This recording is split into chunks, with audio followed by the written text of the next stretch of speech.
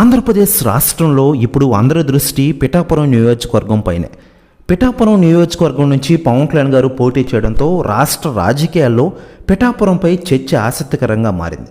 ఈసారి పిఠాపురం నియోజకవర్గంలో పవన్ కళ్యాణ్ విజయం సాధిస్తారా లేదా అన్న చర్చ ఆంధ్రప్రదేశ్లో జోరుగా కొనసాగుతోంది.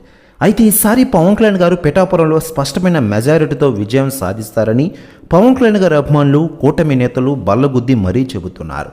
2009లో ఆంధ్రప్రదేశ్ రాజకీయాల్లో జనసేన పార్టీతో ఎంట్రీ ఇచ్చిన పవన్ కళ్యాణ్ ఆంధ్రప్రదేశ్ రాష్ట్ర ప్రజల కోసం అప్పటి నుంచి ఇప్పటి వరకు పెద్ద ఎత్తున పోరాటం చేస్తూనే ఉన్నారు.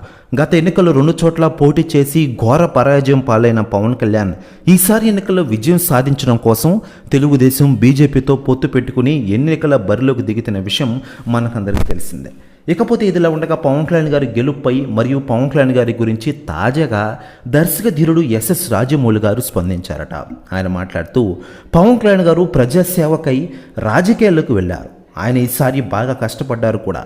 పవన్ కళ్యాణ్ గారు లాంటి వ్యక్తి సీఎం అయితే రాష్ట్రం ఎలా ఉంటుందో ఆలోచించండి, మీ ఊహకే వదిలేస్తున్నా అంటున్నారట రాజమౌళి గారు. ప్రెస్ న్యూస్ కూడా తెగ వైరల్ అవుతోంది ఆంధ్రప్రదేశ్ రాష్ట్ర రాజకీయాల్లో. మరోవైపు పవన్ కళ్యాణ్ గారు ఇచ్చిన పిలుపుతో ఒక పిఠాపురం నియోజకవర్గంలోనే కాకుండా రాష్ట్ర వ్యాప్తంగా కూటమికి ఓట్లు పడ్డాయని అందరూ అంటున్నారు.